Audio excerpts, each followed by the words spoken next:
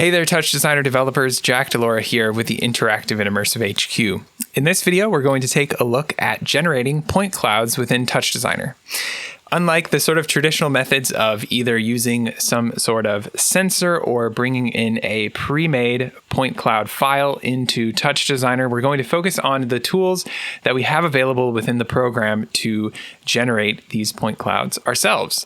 Then we're going to look at some additional operators that we have available to add some creative modifications to our point clouds, including things like adding colorful animations like we can see on screen, as well as using those very same textures to do things like shift the point position of the points found within our point cloud. So it is going to be a ton of fun, especially if you have never worked with point clouds before. So stick around, we're going to jump into it in just a second. So let's just define some of our terminology to start off. If you're not familiar with point clouds and you're kind of jumping into this whole thing fresh, a point cloud essentially is a discrete set of data points in space. These can represent a 3D object or shape. They can represent something as simple as a box or a sphere, and then get as complicated as representing actual physical spaces via some scanning devices. As we can see here, we've got some actual terrain that has been mapped and or architectural features and things like that. So it can be very simple or very complicated, but at the core of it all, we just have a data set full of points. Each one of these points has an XYZ position, as we can see here, a set of Cartesian coordinates, and that's pretty much all that we need to know to get started. We're just going to be working with a set of points, and then in our case, we're going to be applying some effects and animation to those things so that they can generate some cool outcomes for us. So with that, I'm going to head over to the TouchDesigner wiki page about point clouds for just a moment to kind of briefly give you some background there as well. We can bring point cloud files into TouchDesigner. There are a number of different point cloud formats available when people make scans of objects, spaces, things like that. And you can download those and use the point file in top to access and then use those files.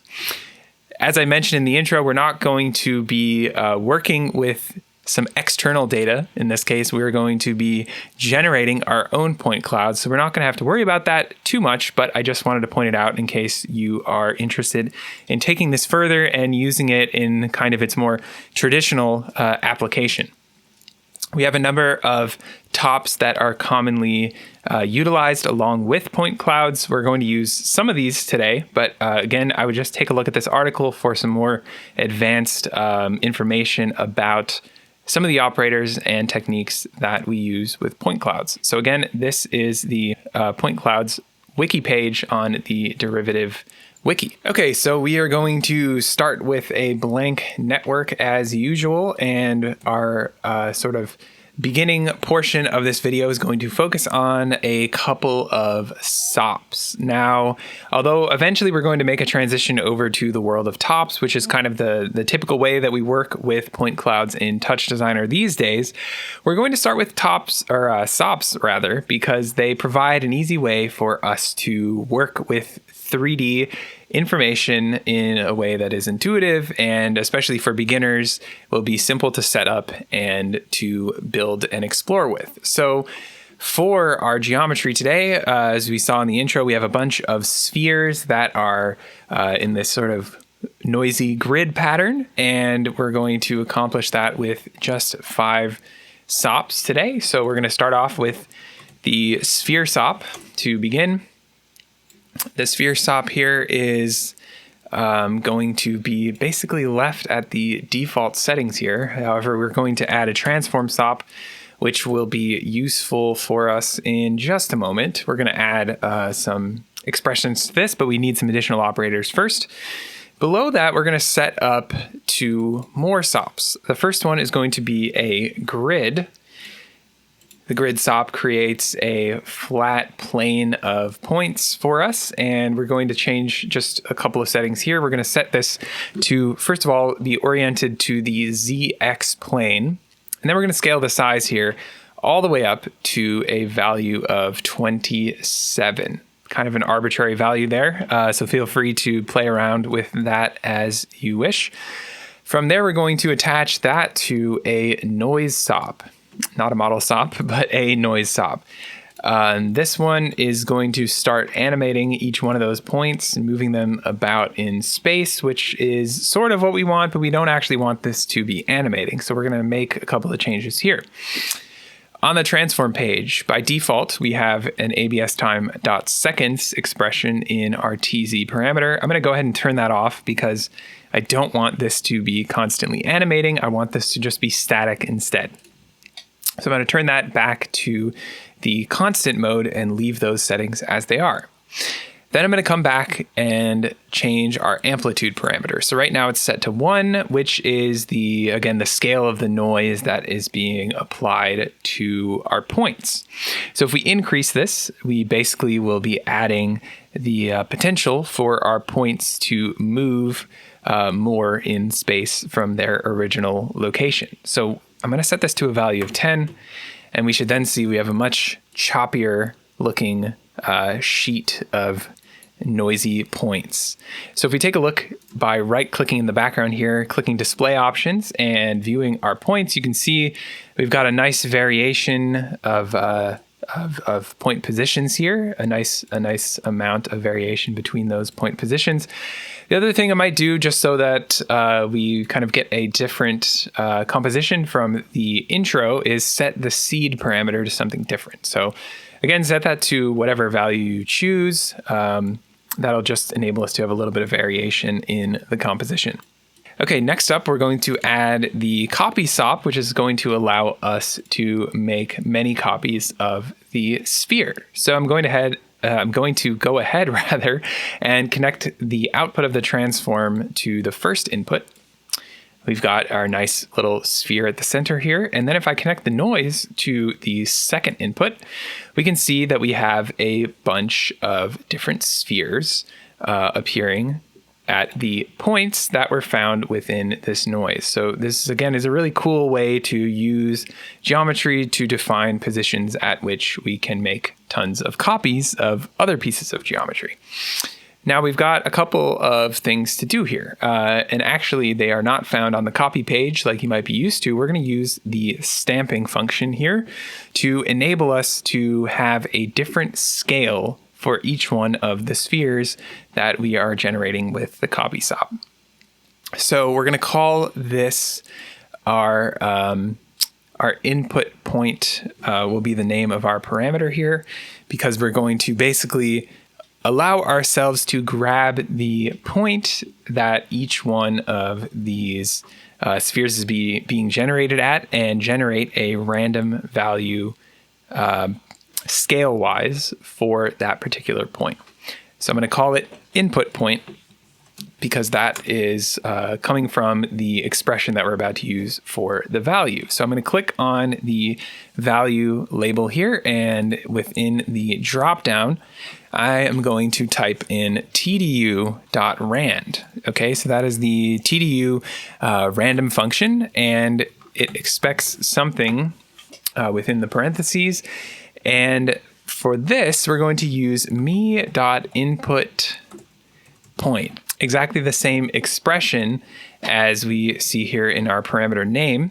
So again, me.input point is going to reference each and every point found within this noise SOP. And we're feeding that into the tdu.rand function, which means that for every single one of these points, they're all different, they're all located at different locations, we will have a different random value being output.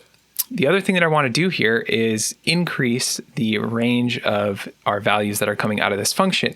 By default, they are going to fall within the 0 to 1 range, and I wanted the scale to have a little bit more variety and a little bit larger high end to it. So I'm going to multiply that by a value of 2 and hit enter. Then I'm going to turn the stamp inputs switch to on. Now, nothing has happened. That's because we have to go back to this transform SOP that we have not yet touched and apply a handy little expression to the uniform scale parameter. So again, I'm going to click on the label or the title of that parameter there, and then type in an expression. So we're going to use the fetch stamp function to fetch the stamp that we've just set up with the copy SOP. So I'm going to type in fetch and then capital S stamp, open and close parentheses. Within those parentheses, we need to, within single quotes, type in the name of the stamp that we just set up. So if I go back here, we called it input point with a capital P. So head back to the transform and type that in within the single quotes, input point with a capital P. And then if we add a comma, we can define a default value in case that stamp is not yet defined. So I'm going to call or set the default here to 1 and hit enter. What we should see then in the output here is that each one of our spheres now has a different scale to it. So this is just to show you that the stamping functionality of the copy SOP is super useful and a useful way to obtain some of the functionality that we might be used to having access to when we're dealing with something like instancing, but in the world of SOPs instead. So that actually wraps it up for our SOP-based experimentation. We're going to add a null. Oops, we want to add a null after this copy SOP and place that to the right. And then we need to basically take this first into a chop form and then into a top form. These days, when you're working with point clouds within TouchDesigner, most of the work that you're going to be doing is found within the world of tops. Tops are much more efficient for working with this large or potentially large scale of data. Professional scans of spaces can be definitely in the millions of points, if not the billions of points, and top textures, being GPU based, offer a much more efficient way of dealing with that much information compared to the CPU based SOP format. So although with point clouds you will often be working with tops exclusively, in this video we are using SOPs as the starting point for our geometry because it allows us a very intuitive and visually understandable way of working with 3D geometry before we take it into a more abstracted form in the top texture. So all of that aside, let's take this into a top texture. In TouchDesigner, we can't actually just go straight from a SOP to a top. We need to have an intermediate step where we convert it first into a series of chop channels, and then we take that and turn it into a top texture. So I'm going to start by right-clicking on the output of the null SOP and heading to the chop page, where I will then click on SOP to chop. Right now we have the null 1 SOP brought in, and the position channels for all of our points are defined within this chop. I'll then add a null after that, and we're going to head straight into the top texture. So again, right click on the output of the null, head to the top page and grab the chop to top. So as you place this into your network, you might have noticed that there's a little warning at the top right. If you take a look at that really quickly, it's basically just saying that the number of samples that this chop to top is generating exceed the total texture resolution max that we have, which is 32,768 pixels, at least with the commercial license. Don't worry about that. We are actually going to format this data a little bit differently than this kind of default method where it puts all of the information in a single row of pixels.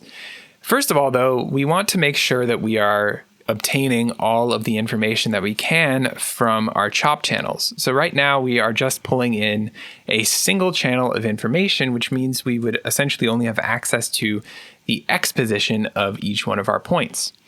If we want to instead utilize all 3 channels of information, we can head to our data format parameter and set this to RGB, which will then pull in all 3 channels instead. Now let's go ahead and deal with the fact that this is exceeding the maximum resolution allowed for a top texture. If we set the image layout here to fit to square, combine sets, it's going to take that information and wrap it around in a square format that is only 538 by 538 pixels. So what is this information? Well, essentially, we have red, green, and blue channels that are defining point positions of all of the spheres and all the points that make up those spheres in this top texture. So again, this is where things get a little bit abstract, because looking at this, you wouldn't know that we are generating spheres or really shapes of any kind. It just sort of looks like a bunch of lines. However, there are a couple of modes in the viewer here to help us understand what it is we're actually looking at. So if I click this little viewer active in the bottom right, and then right click on the background here, the first mode that is commonly used with point clouds is called normalized split, and that is the second to last option here. This is showing the red, green, and blue channels separately, so we can kind of get an idea for what is going on in those channels. Now remember that these channels each correspond to the TX location, the TY location, and the TZ location of each point. So if we're thinking in terms of geometry, every point that makes up one of these spheres is one pixel found within this square texture. For that particular pixel, let's say it's the one in the upper left here, the red color value for that pixel is the X position in space. The green color value for that single pixel is the Y position, and the blue value is the Z position. So you can think of it as we are taking this information, these numbers, we're converting it into chop channels where, again, we're used to working with numbers, and then we're converting that into color information within our top texture, which again is all just corresponding back to this data, these point positions of all of the points within our point cloud. Another way to understand this, or at least be able to visualize what the outcome of this information looks like, the top viewer has the handy option at the bottom here to view this as points. So if we click on that, we can see here is our composition in three-dimensional space. So it's interpreting those pixel values as point positions, just as we will at the end of this segment, and allowing us to preview just exactly what this information is corresponding to in 3D space. So this is a really helpful way to just be able to preview and visualize what our content looks like. Now what I'm going to do here is to flip this back to the image by right-clicking on the background, hitting view as image, and then I might even take it back to the color mode just because we're going to be working with some additional operators.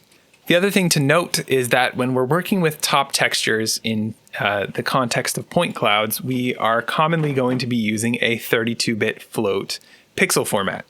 By default, the pixel format, if we were to add anything like a circle top or any of our tops that are used for generating visual textures, something that we're going to use in a visual sense instead of a sort of abstract holder of data, our circle texture is going to be working in the 8-bit fixed RGBA format. What does that mean? Well, if we were to take this back to a series of chop channels, we can see here that our pixel values all fall between 0 and 1. So the 8-bit fixed format that we work with by default basically limits us and clamps our values in that 0 to 1 range, because in TouchDesigner, color values, at least when we're talking about working in this sort of visual spectrum of color, they will fall in this 0 to 1 range. But we do have the ability to remove that limit to that range by working with these different pixel formats that are available to us.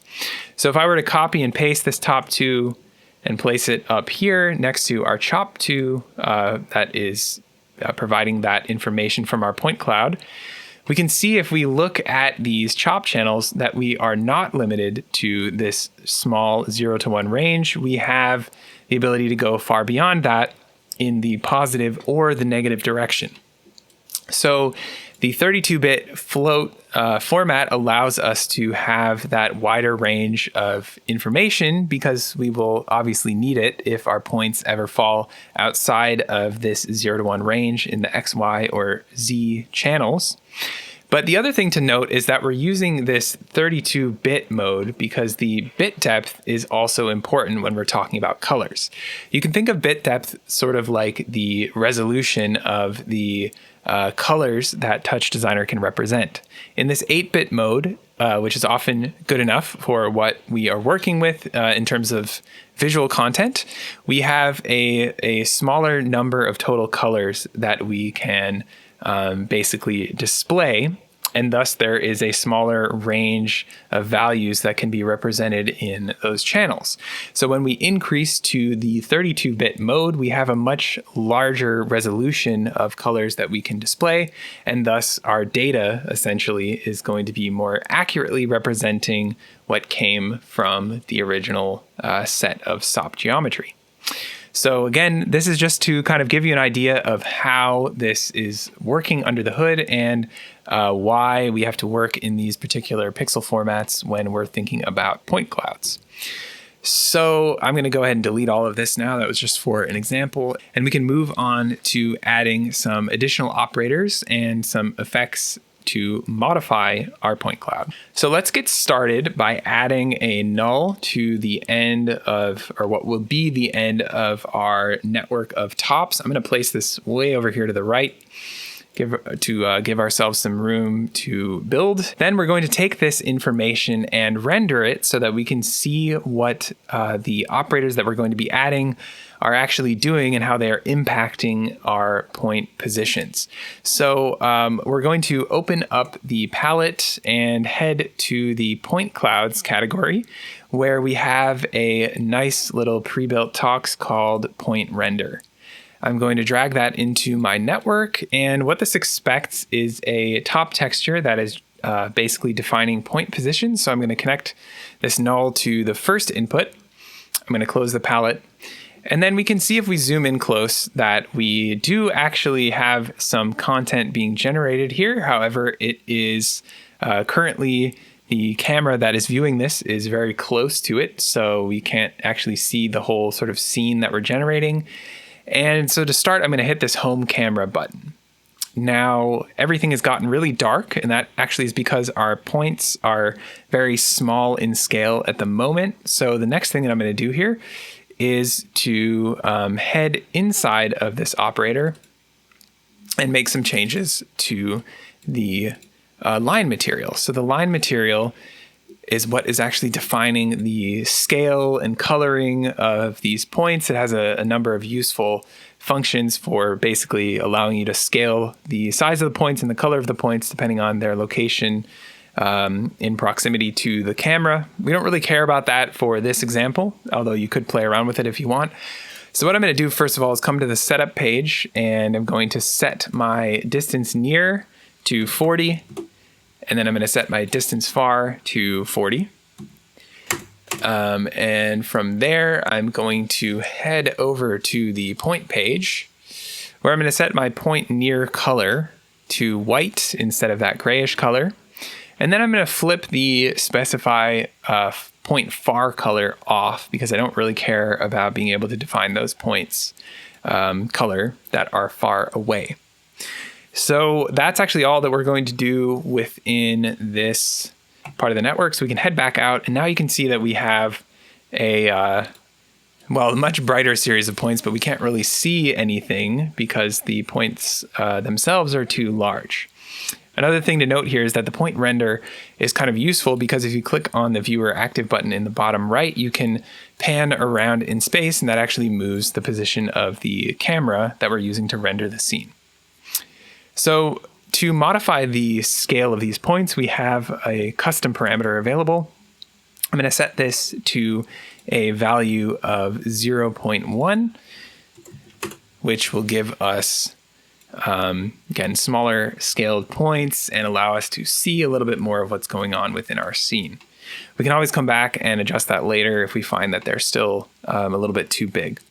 Hey, it's Jack from the future. We are back after some technical difficulties and an outfit change. We're going to pick up right where we left off, where we had just placed in the point render talks and made some changes within that particular network. So now that we have set this up, one of the things that I'm going to do here is to rename the null that we use to kind of bookend this part of the network so that we kind of specifically know what this content is going to be used for. So I'm going to change the name of this to null point POS for positions. So that's our point positions. And then the other thing that I'm going to do here is to add a null after the output of this point render talks, and we're going to composite in a background again, just so we can view this and have it kind of set up for our final network later on. So I'm going to use a constant top and insert that into the connection between the point render and the null. And then within the constant, I'm going to set the color here to black, and then close out the color chooser there and head to the output page and change the operation from multiply to under. And there we go. We've got a nice black background inserted into our texture. So we've got some work to do with our point positions, and we're going to work on adding some color to them as well. So we're going to start by adding color because we're going to use this first to add color and then to modify the positions of our points. So I'm going to start off with a ramp top,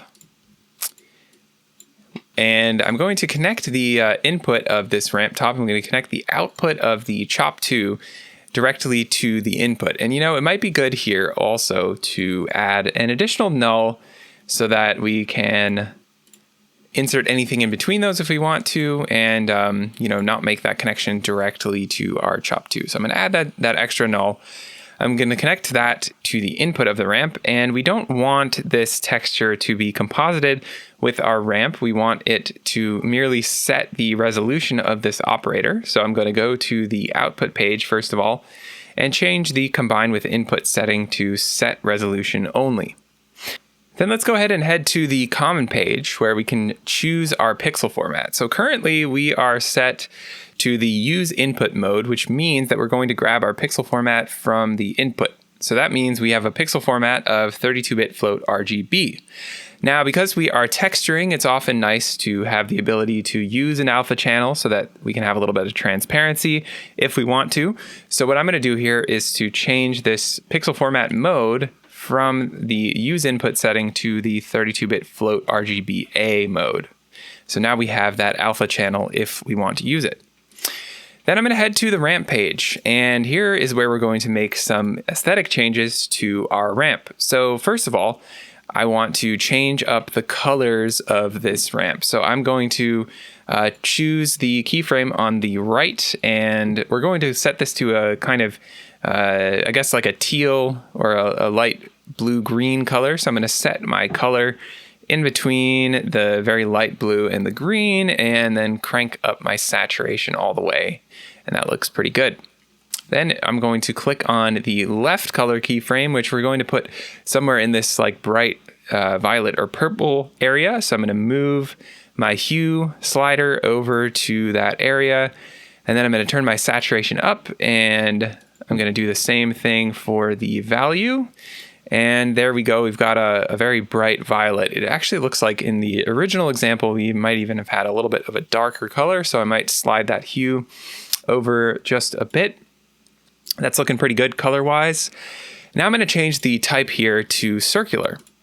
So the way that the effect at the beginning of the video was working was we had this circular shape with a very hard edge so that it was very easy to see the sort of transition as this is animating, and then it creates a sort of wave effect where it starts in the center and then moves outwards. And that is all accomplished via the phase parameter here, which you can see when we move that, we generate that exact same kind of effect. So we're going to use a simple abs time.seconds reference for this phase parameter. So I'm going to type in abs time.seconds, and then I'm going to multiply that by 0.5 to slow down the rate of change just a little bit. So cool, that's looking really good. And I'm just looking at my initial ramp from the beginning, and I'm realizing that our hue was a little bit different. So I'm going to change that a little bit here. So just to get more exact to what we had originally, we actually had a hue of 260, which you'll see makes it a little bit darker and less kind of bright reddish purple. Cool. So the last thing that we want to do here is to set our interpolate notches mode from linear to ease in, ease out, which gives us a little bit more of a dramatic transition as well as a kind of smoother one at the same time. And then we are going to work with how we can take this texture and actually map it to the pixels. So just for the sake of example, what I'm going to do right now is to add a null, and we'll place this over to the right. And actually go ahead and do this too. We're not just going to use this null for the example. So this null is going to be called null color because this is providing the color for each one of our points. Then let's go ahead and connect that to the point render. Now what we'll see here is that we have that texture being applied to all of the different spheres within our point cloud. However, it's not really being applied in the way that we might expect, or the way that we had at the beginning, which if we take a look at the original example real quick, the way that this was functioning, and I'll just turn on the animation here, was that it was mapped across all of the different spheres within this point cloud in a uniform way. So we're almost like taking the texture and mapping it across all of the points so that it visually appears just like the texture that we originally created. Now, just in the same way that we have this sort of abstract data that is providing the point positions for us, we need to actually remap this texture so that we can then apply it in the way that we're expecting to our point cloud. So how are we going to do that? Well, we actually have a very handy operator called the remap top, which allows us to take some UV coordinates in a second input and remap this texture based on those UVs. And so let's go ahead and add that to the network. So what I'm going to do is right click on the connection between the ramp and the null, insert operator, and then add in the remap, which I'm going to type in so I can find it. There it is. So we've got ourselves a remap. So if we right click on this and take a look at the operator snippets for just a second, what we can see is the example that we are being shown here. We have a UV, which is just a set of coordinates basically, or coordinates that are going to be used to kind of transform and remap this texture.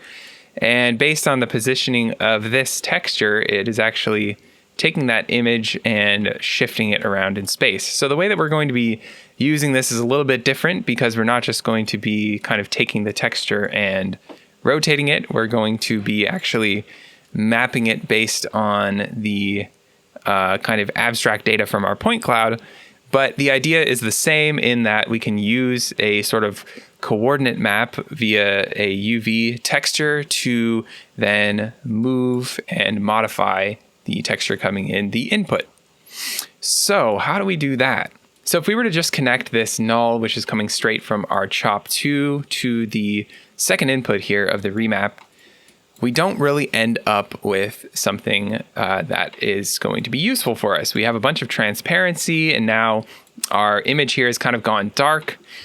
What's happening is that our remap in the second input, which is expecting this UV image, it's expecting a image that has pixel values that fall into the 0 to 1 range, which again is kind of the typical color range that we're going to be dealing with for visible textures or textures that aren't containing some kind of abstract data in TouchDesigner. So basically what we need to do is take this texture and change the range of those pixel values so that they fall into this 0 to 1 range that our remap is expecting. So how can we do that? We can use the limit top to do something called normalizing the texture, which is going to take the current range of values in this texture and bring them into this 0 to 1 range that we are expecting. So I'm going to go ahead and add that limit to the network and then connect the null for operator to the input of the limit. And then I'm going to go ahead and turn on normalize. So that normalize function has allowed us to look at the current content of these color channels and appropriately scale those values down so that they fit in that 0 to 1 range. So if I go ahead and connect this to the second input of the remap, we have now a much more abstract version of that ramp texture. But if we look at our output, we can see that it is indeed being mapped across the pixels or the points in our point cloud in the exact same way as the video in the intro. So this is a handy tool for taking what are these kind of traditional, visually oriented, I guess we'll call them textures in TouchDesigner, and being able to remap them to our more abstract data that is providing us with our cool point cloud. So I want to take a moment here to just mention, when we're working with this remap, we do not have to be just simply working with a ramp. You can plug in any kind of top texture that you want, whether that is a video file, some other sort of generative content, maybe some noise, or a input from a webcam. You can take any top texture that you are familiar with working with, as long as we're kind of working in the same square aspect ratio, plug it in here and remap it across the points in our point cloud, just like we're doing here. So within the remap, we have the ability to choose a horizontal and a vertical source, which basically allows us to choose the color channels from our image, and thus kind of map the texture to our points in a different way. So let's just take a look at that briefly. So if I switch, for example, this horizontal source from red to like blue, what we can see if we kind of move around our point cloud is that we've shifted the texture from being applied kind of along this axis to this axis over here. So basically that was originally our x-axis, which is this way, even though we don't have those axis lines. And we've shifted it so that the kind of center point is now on the center of the z-axis, and it's moving outwards from there. So when we set both the horizontal and vertical source to green, you can see that we take that texture and map it in a different way and kind of lose the circular component of it and end up with a more like wave style effect that cascades across the point cloud. Now, the other thing that we can do here is to change our horizontal back to red and then change our vertical to blue. And we can see now we have it mapped so that the sort of center of our animation is around the y-axis, and it's sort of cascading out horizontally instead of the kind of z-axis or x-axis orientation that we had originally. So all of this is to say that the remap operator is a great creative tool for choosing how you want to actually take this two-dimensional texture and map it across your 3D point cloud. So I'm going to set this back to the original settings of the red and the green channel so that we have, again, sort of something similar to our original effect. For the color portion of our network, we are all set. So we can now focus on taking this and working with our point position channel and making some modifications there. Okay, so now we're going to take this texture that we have generated and use it to modify the positioning of the points within our point cloud. So the first thing that we're going to do is to kind of create a branch off of this remap with a math top. So I'm going to middle mouse click on the output of the remap, and then I'll grab the math top and place that here. We're going to use this operator to basically be able to fine tune the amount of this texture we're going to be mixing into our signal, and thus like how much it is impacting the animation of these points. The other thing that I'm going to do here is to kind of move around some operators so that we have a little bit more room. And I'm going to add yet another null from this texture coming out of our chop 2, again, just to kind of keep things organized. So I'm going to insert a null and place that right above our math. Now what we're going to do is to composite these two textures together. So let's go ahead and do that right now. So I've got this composite added here. I'll bring in the Chop 2 texture first, and then I'll connect the math texture second. So the first mode, or first compositing mode operation rather, that we're going to look at is the subtract operation. So go ahead and set that to subtract first of all. And then we're going to do something interesting. Instead of just taking this texture and plugging it straight into the output here, and thus using that as our actual positioning of our points, we're going to use something called the reorder top to basically extract a particular channel, color channel, from this composite and use that in place of the original color channel coming out of our Chop 2.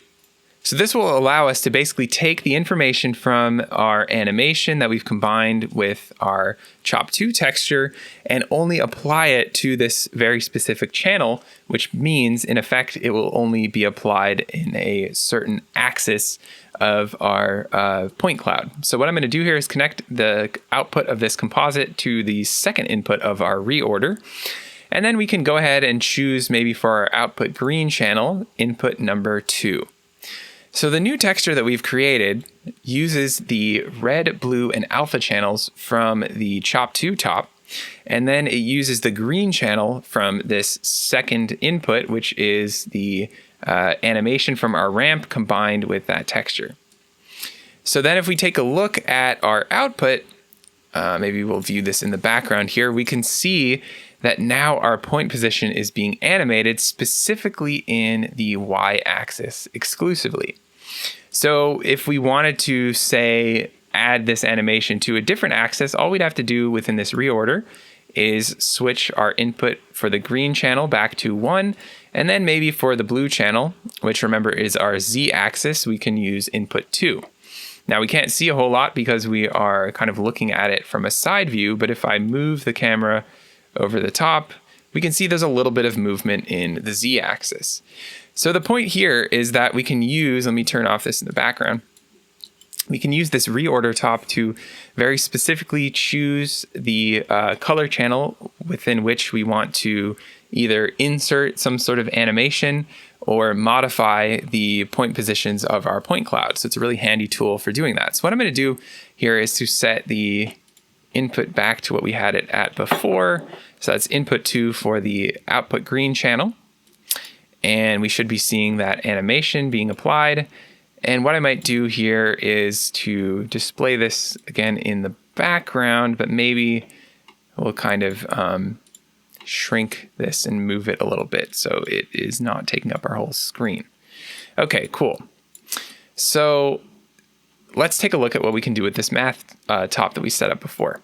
If we head over to the Mult Add page, we can increase this multiply value to increase the amount of animation that is being applied to our image. So again, this is controlling how much of this animated ramp texture is being filtered into this green channel of our image, and thus basically how much movement is being applied to our point cloud.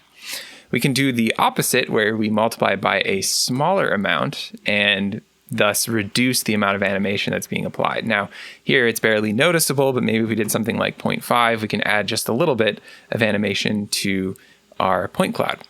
Now, where things get very interesting is the use of this composite top. Now, let's say we change the operation here from the subtract mode to exclude. We get a wildly different animation being applied to our point cloud. So the composite top in this way is another very interesting creative tool for working with this kind of animation.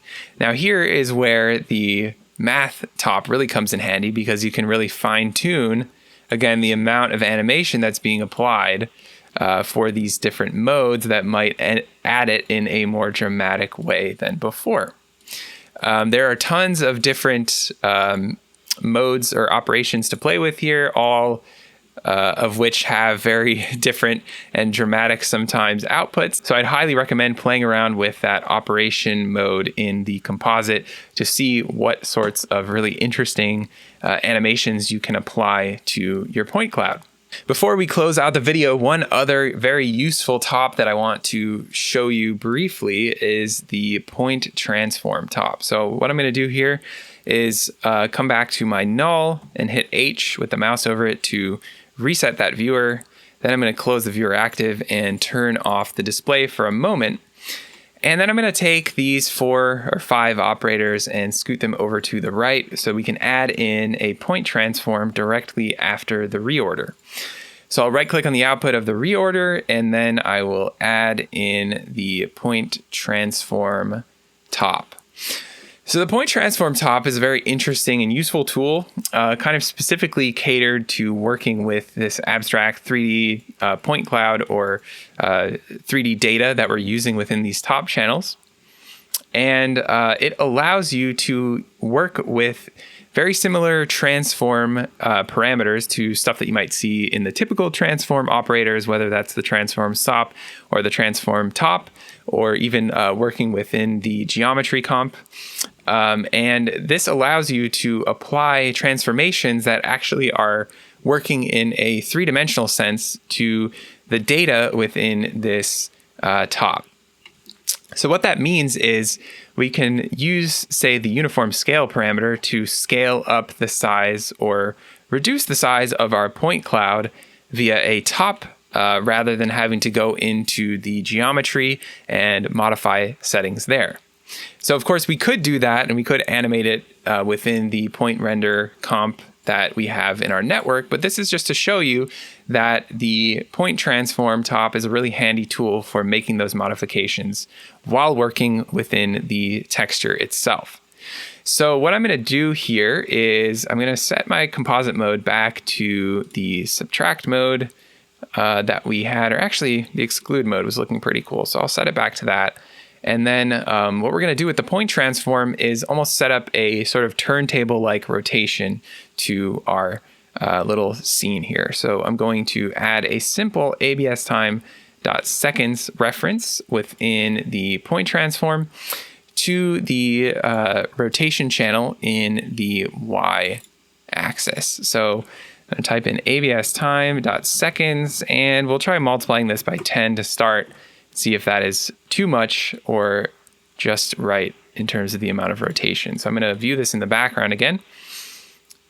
So it's a little bit much maybe, but what we have accomplished, if we kind of move our camera around a little bit, is now we are rotating the point cloud around that central axis in the same way that we could kind of do with a camera or within the geometry comp, but all done with top channels instead.